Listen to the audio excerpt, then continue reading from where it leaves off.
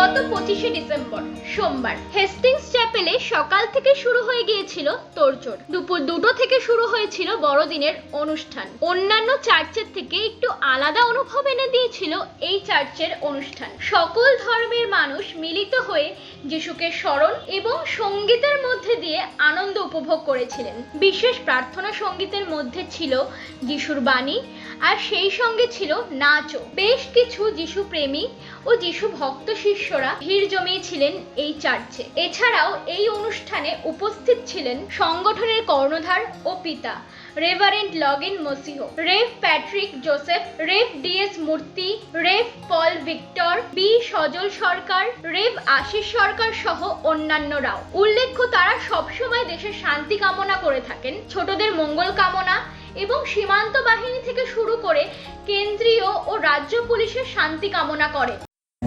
আজকে যিশুর জন্মদিন, তাই তো? আর সেখানে তোমরা সেজে গুজে এসেছো, কেমন লাগছে? ভালো, ভালো।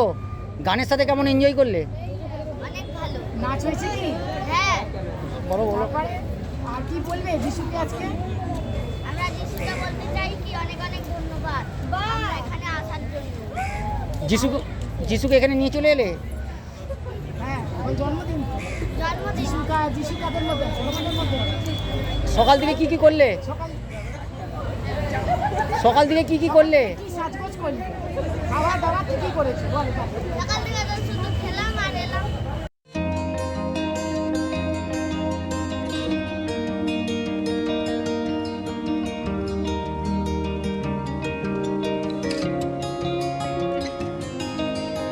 কলকাতা থেকে সমরেশ রায়ের report, U Bangla TV. U Bangla TV হৃদয় ছুঁয়ে যায়।